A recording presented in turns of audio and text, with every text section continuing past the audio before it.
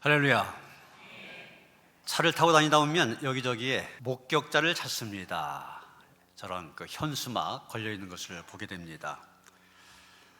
대개 뺑소니 교통사고를 당한 피해자 가족이 그 사고에 대한 조그마한 제보라도 좀 얻어보고자 저런 현수막을 걸어놓은 것입니다. 너무나 안타까운 마음에 제보자에게 보상하겠다, 보상금까지 밝히기도 합니다. 눈물겹게 호소하며 제발 부탁드립니다, 이렇게 써놓은 경우도 있습니다. 그런데 경찰 관계자들의 이야기를 들어보면 좀처럼 제보가 들어오지 않는다는 겁니다. 분명 목격한 사람이 있는데도 불구하고 제보하지 않으려고 한다는 거예요. 그래서 몇 가지 이유를 얘기합니다. 우선은 남의 일에 끼어들고 싶지 않기 때문에 그렇다는 거예요. 요즘 자꾸만 개인주의 심해지잖아요. 다른 사람에 대해서 관심을 갖지 않으려고 합니다. 또 한 가지 이유는 제보했다면 와라 가라 귀찮게 굴잖아요. 또 양쪽 아는 사람이어서 분쟁이 생긴다면 입장이 곤란한 그런 경우가 생길 수도 있습니다. 그래서 안 한다는 거예요. 또 한 가지 이유는 나 말고 다른 목격자가 있을 거다, 그러면서 미룬다는 겁니다. 여러분, 우리는 여기에서 목격자와 증인, 다른 사람이라고 하는 것을 알게 됩니다. 말 그대로 목격자는 사건을 목격한 사람입니다. 자기 눈으로 똑똑히 보고 체험한 사람, 목격자라고 얘기합니다. 그런데 증인은 목격자와 뭐가 다르냐? 그 목격한 것을 증거하는 사람입니다. 자기 입으로 자기가 보고 체험한 것 구체적으로 증언하는 사람을 증인이라 그렇게 말합니다. 실제로 보면 목격하고서도 증언하지 않는 사람이 있습니다. 이런 사람이 그냥 목격자로 남아있게 됩니다. 그런데 목격하고 적극적으로 증언하는 사람이 있습니다. 이런 사람을 가리켜서 우리는 증인이라 그렇게 말합니다. 우리가 성경을 보면 성경에도 두 종류의 사람이 있는 것을 보게 됩니다. 하나는 목격자로 그냥 머물러 있는 사람입니다. 이 사람 분명히 하나님의 놀라운 역사를 목격했습니다. 자기에게 나타난 하나님의 놀라운 역사 자기가 직접 체험했습니다. 다른 사람에게 나타난 하나님의 놀라운 역사 눈으로 보았습니다.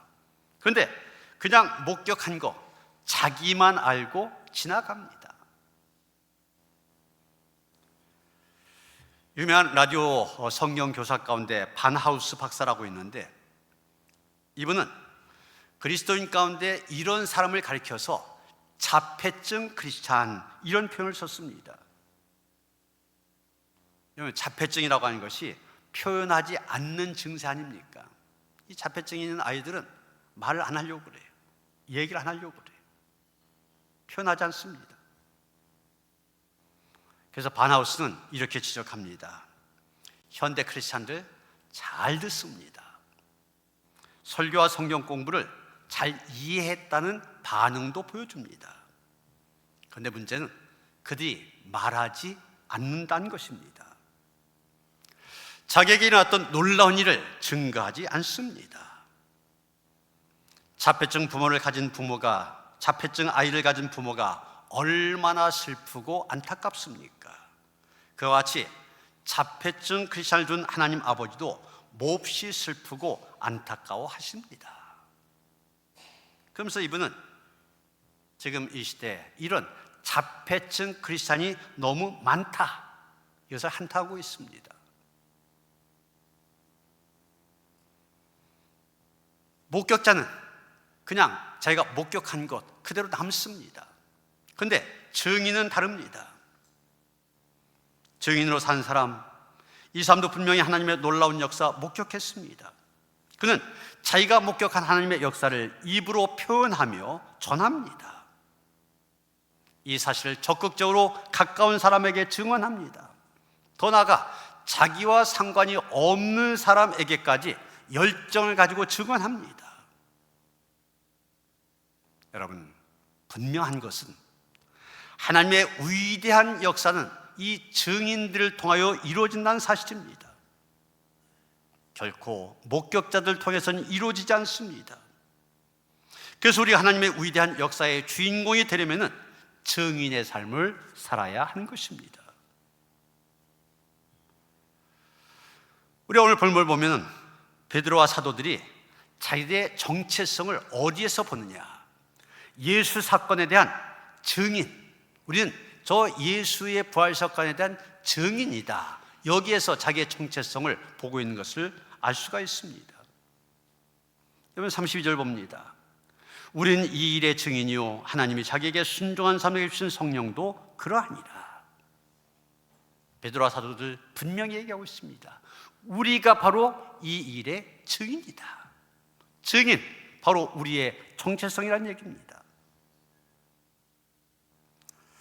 여러분, 지금 어떤 상황에서 이런 말씀이 주어졌습니까?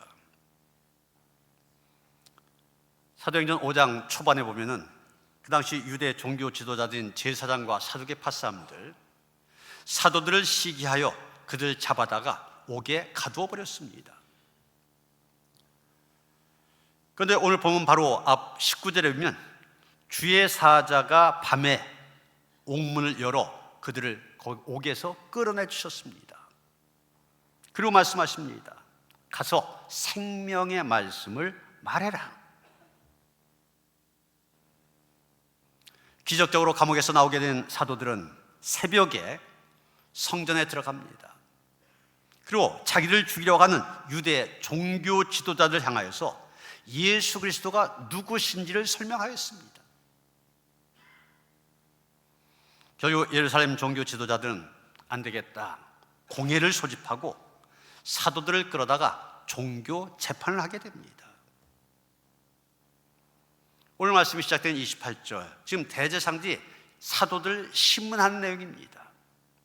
우리가 이 이름으로 사람을 가르치지 말라고 언금하였을 때 너희가 너희 가르침을 예루살렘에 가득하게 하니 이 사람의 피를 우리에게 돌리고자 함이라다. 뭘 얘기하는 겁니까? 왜 자기들의 말을 듣지 않냐는 겁니다. 너희들 예수에 대해서 말하지 말라고 했잖아, 언급했잖아. 그런데 왜 말하느냐? 그리고 예수의 죽음에 대한 책임을 왜 우리한테 뒤집어 씌우냐? 예수의 죽음의 책임이 자기들에게 있는 것처럼 그렇게 말하고 다니지 말라는 겁니다. 바로 이런 신문에 대한 대답으로 나온 말이 바로 이겁니다. 바로 우리가 이 일의 증인이다. 여러분, 증인이란 말 법적인 용어입니다. 고대 유대교 법정이나 로마 법정에서 증인이 하는 말은 법적인 효력을 갖고 있었습니다. 지금도 마찬가지잖아요. 청문회라든지 국회 청문회라든지 재판정에서 증인 선서를 합니다. 양심에 따라 내가 말하겠다, 사실만 말하겠다. 그래서 증인으로 나온 사람은 선서한 다음에 양심에 따라서 사실만 말해야 됩니다. 거짓말을 하면은 지금 증인이 한 말이 나중에 거짓말로 드러났다, 처벌까지 받게 돼 있어요. 근데 헬라어로 증인을 마르투스 이런 말 씁니다. 이 마르투스란 단어에는 증인이란 그런 뜻과 함께 순교자란 뜻도 들어 있습니다. 제자들이 자기들의 정체성을 증인, 이렇게 고백했다고 하는 것은 우리는 순교를 각오하고 증인으로 살겠다, 의지의 표현입니다. 우리는 이 일의 증인이요, 이 하나의 표현에서 우리는 변화된 베드로와 제자들의 모습을 보게 됩니다. 여러분, 예수님께서 십자가에 달려 돌아가신 직후 제자들의 모습 어땠습니까? 예수님의 말씀을 들으면서도 그 말씀을 따르려 하지 않던 제자들입니다. 예수님이 체포당하시던 목요일 저녁 뿔뿔이 흩어져서 숨어버렸던 제자들입니다. 유대인들을 두려워한 나머지 모인 곳의 문들을 굳게 닫아 걸고 벌벌 떨고 있던 제자들입니다. 그런 그들이 어떻게 됐습니까? 그 슬픔과 두려움의 밤을 극복하고 당당하게 그리스도의 죽음과 부활을 선포한 사람들이 되었습니다. 심지어 우리는 이 일의 증인이다 당당하게 말하고 있습니다. 어떻게 이런 변화가 있을 수 있었습니까? 교회력에 따르면 복음서의 오늘 본문 요한복음 20장입니다. 우리는 거기에 나온 말씀을 통하여 이유를 알게 됩니다. 생기를 잃고 육체만 남은 채 슬픔과 두려움에 빠져있던 제자들에게 부활하신 예수께서 찾아오십니다. 그리고 그들에게 말씀하십니다. 너에게 평강이 있을지어다. 그리고 그들에게 숨을 내쉬며 성령을 받으라 말씀해 주십니다. 말씀과 성령, 이것이 그들을 변화시킨 것입니다. 부활하신 사도들이 나중에 어떻게 변했는지, 제자들이 어떻게 변했는지 이제 사도행전 5장 계속 읽어가다 보면 나오는데 41절에 보면 사도들이 예수의 이름을 위해 능욕받는 일에 합당한 자로 여김받는 것을 기뻐했다 그랬습니다. 42절에 가서는 그들이 날마다 성전에 있든지 집에 있든지 예수는 그리스도라 가르치기와 전도하기를 그치지 않았다고 말하고 있습니다. 벌벌 떨며 도망치고 숨어있던 사람들, 예수의 이름을 전하느라고 내가 어떤 능욕을 받는다 할지라도 감수하겠다, 난 이 증인으로 살겠다, 그 모습을 보여주고 있는 것입니다.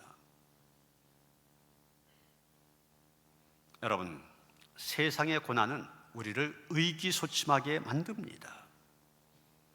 그래서 우리는 슬픔과 두려움에 직면하게 됩니다. 그러나 주님의 말씀과 성령의 은총은 우리로 하여금 당당한 부활의 증인이 되어 살아가도록 돕습니다. 부활의 증인으로 살아가는 것, 당연한 우리의 모습이 되어져야 된다. 다시 한번 깨닫는 시간이 되시길 원합니다. 그 다음 우리는 오늘 말씀을 통하여서 그러면 이 증인에게 가장 중요한 덕목이 무엇인가 알게 됩니다. 증인에게 가장 중요한 덕목, 그것은 바로 순종입니다. 여러분 29절 보시면 대제사장의 신문 한 발에 베드로와 사도들 뭐라고 대답합니까? 사람보다 하나님께 순종하는 것이 마땅하니라 그랬습니다. 32절 가서 보시면 하나님이 자기에게 순종하는 사람들에게 주신 성령도 그러하니라 이렇게 말하고 있습니다. 여러분, 순종이란 말 헬라어로 휘파쿠오 이런 말입니다. 이 말은 어떤 뜻이냐면 하급자가 우리 사람의 발 아래 꿇어 앉아서 주의있게 말을 듣는다, 그 말을 듣는다, 경청한다, 따른다, 이런 뜻을 갖고 있습니다. 순종하는 것이 마땅하다고 그랬는데 마땅하다는 말 사전에 찾아보니 이런 뜻입니다. 행동이나 대상 따위가 일정한 조건에 어울리게 알맞다. 또 다른 뜻은 흡족하게 마음에 들다. 또 다른 뜻은 그렇게 하거나 되는 것이 이치로 보아 옳다. 이런 식으로 풀이가 되어져 있습니다. 그렇습니다. 부활의 주님을 전하라는 말에 순종한 것은 제자들에게 잘 어울리는 일입니다. 하나님의 마음을 흡족하게 해드리는 일입니다. 이치로 보아도 옳은 일입니다. 그리고 그런 삶을 살면서 박해를 받게 된 것은 증인에게 가장 잘 어울리는 것이고 이치적으로 당연한 결과라는 것입니다. 그리고 하나님께서 가장 귀하게 여기시는 삶이라 말할 수 있습니다. 성경은 순종하고 복받은 삶들, 그리고 불순종하고 저주받은 삶들, 이런 사람들의 이야기로 가득 차 있습니다. 성경에 나오는 사람들 둘 중에 하나예요. 노아, 아브라함, 모세, 여호수아, 이들은 모두 순종하고 복받은 사람들입니다. 그러나 사울이라고 하는 사람, 이스라엘의 첫 번째 왕이라는 영광스러운 자리까지 올라갔지만 불순종하다 보니 버림받은 인생이 되었습니다. 사무엘상 15장 23절 26절 보면 거의 비슷한 표현이 나옵니다. 뭐라고 했냐면 왕이 여호와의 말씀을 버렸으므로 여호와께서 왕을 버려 이스라엘 왕이 되지 못하게 하셨습니다. 이렇게 말하고 있습니다. 하나님께 순종하면 복을 받고 불순종하면 버림받는다고 한 것, 사울의 삶을 통해서 우리에게 분명하게 보여주고 있는 것입니다. 여러분, 오늘 본문에 순종이라는 말 2번 나오는데 29절에서는 사람보다 하나님께 순종한 것이 마땅하다고 하였습니다. 그리고 마지막 32절 보면 순종하는 사람들에게 성령을 주신다고 말하고 있습니다. 여러분, 우리는 무엇보다도 성령의 인도하심에 순종해야만 됩니다. 여러분 대개 암송하고 있는 사도행전 1장 8절이 있죠.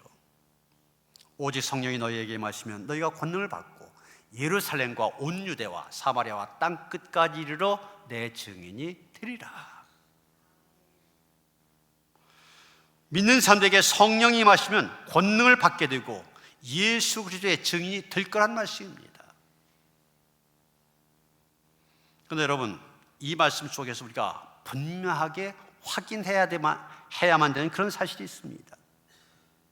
그게 뭐냐면 주님께서는 증인이 되어라 이렇게 명령하지 않으셨다는 겁니다.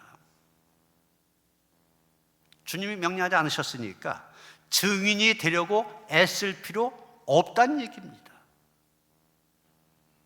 그런데 여러분, 오해하시면 안 됩니다. 증인이 되지 말라는 얘기가 아닙니다. 왜 이렇게 얘기했느냐? 우리는 그저 우리에게 임하신 성령께서 이끄시는 대로 순종하며 따르다 보면 저절로 증인이 된다는 얘기입니다.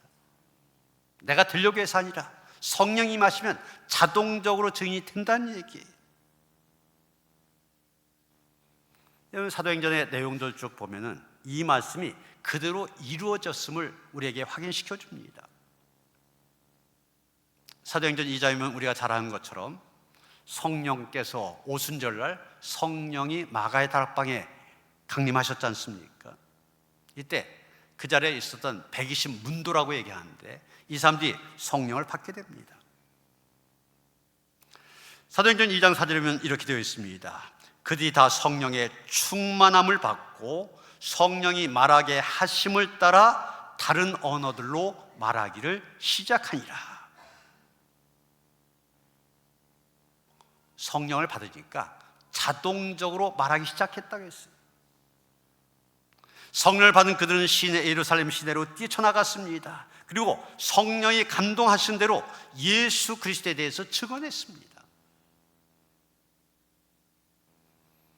초대교회는 요즘처럼 전도대를 따로 세우지 않았습니다. 전도를 위한 특별한 훈련 프로그램도 갖지 않았습니다.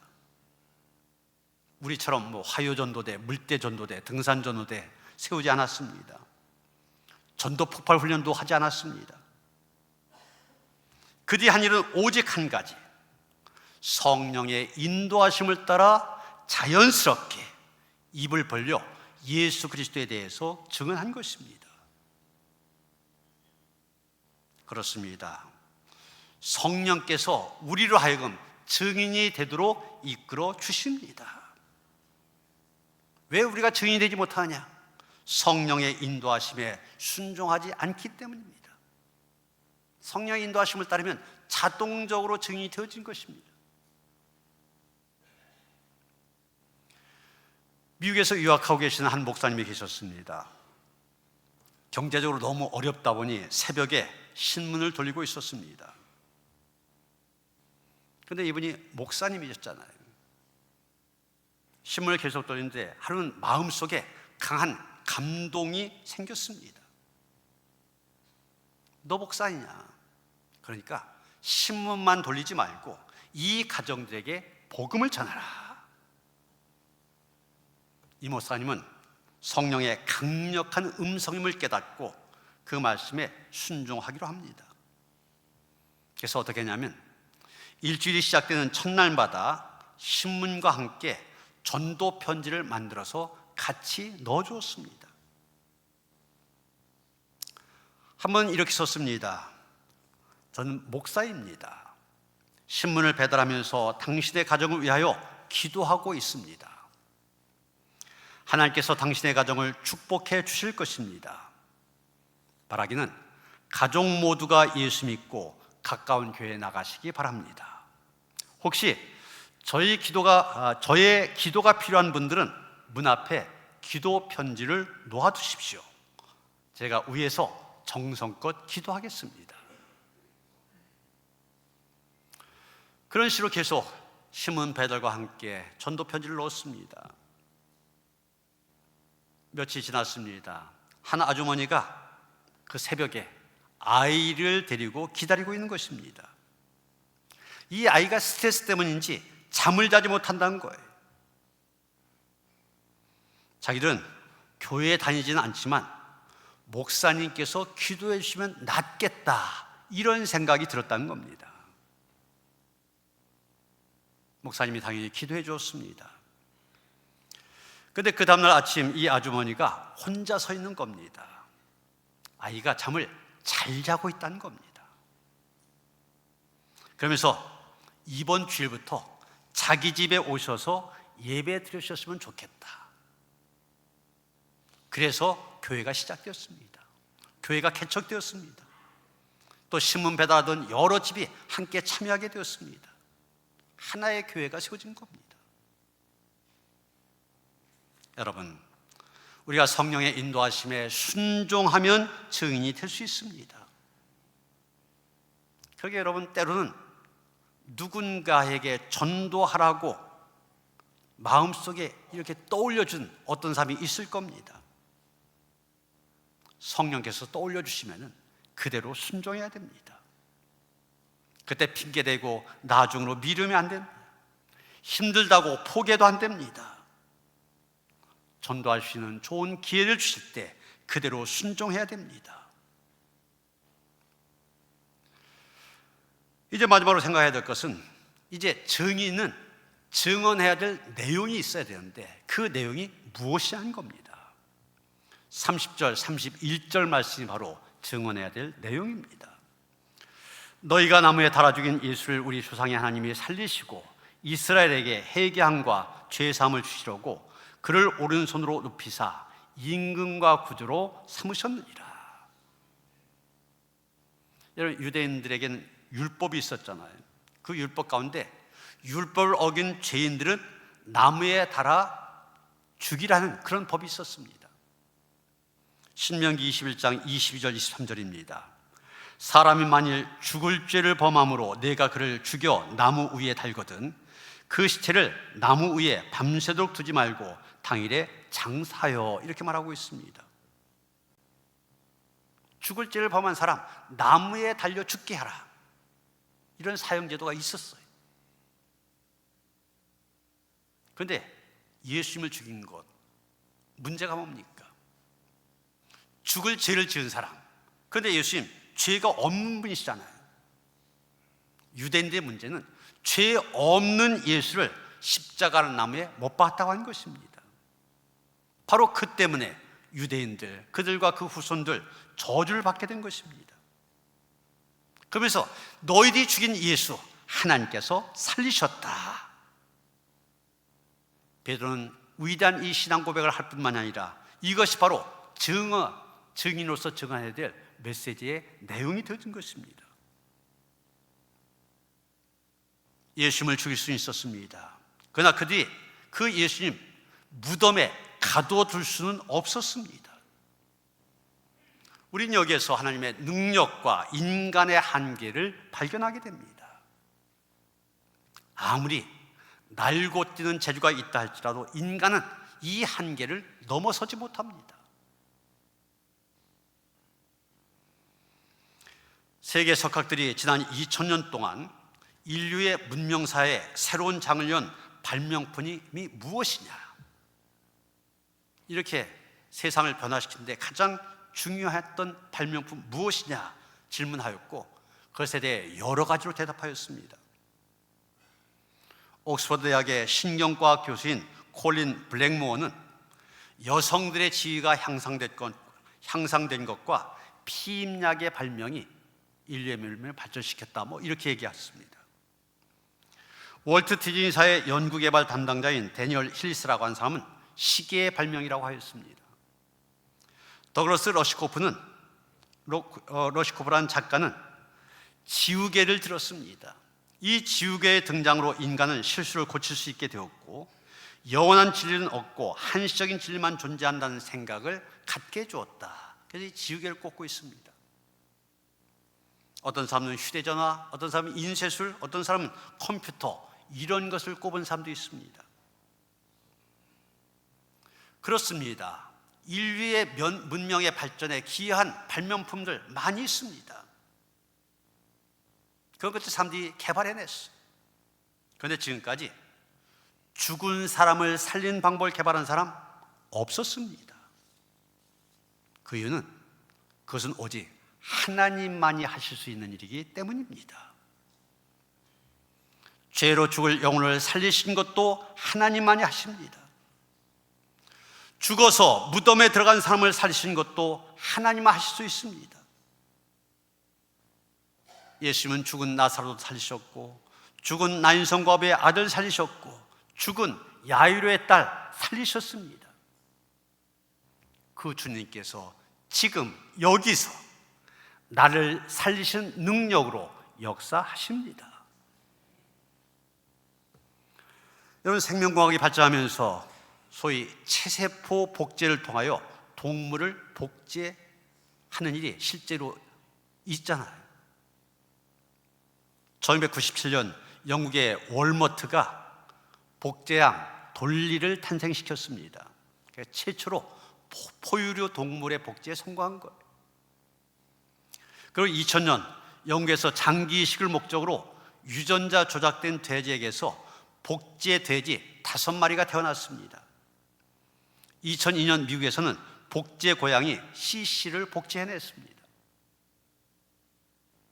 우리나라도 이 분야에서 굉장히 앞서가 있습니다. 우리나라에서도 2004년 고양이 복제에 성공한 다음에 2005년 세계 최초로 복제 개 스너피를 만들어 세계적인 주목을 받기도 했습니다. 2007년과 2009년 멸종 위기에 처한 회색 늑대 제주 흑우 복제, 거기에 성공하기도 하였습니다. 여러분, 인간의 과학이라고 하는 것이 이런 식으로 뭔가를 복제해내고 무언가를 만들어내기도 합니다. 하지만 중요한 것은 죽은 것은 살려내지 못한다는 것입니다. 죽어가는 것, 죽어가고 있는 것을 고치고 살려낼 수는 있습니다. 그러나 죽어 장사 지낸 지 사흘 동안 무덤에 있는 사체를 살려내지는 못합니다. 이것이 현대과학과 인간의 지식이 갖고 있는 한계인 것입니다. 그런데 여러분, 하나님께서는 죽은 예수를 다시 살리셨습니다.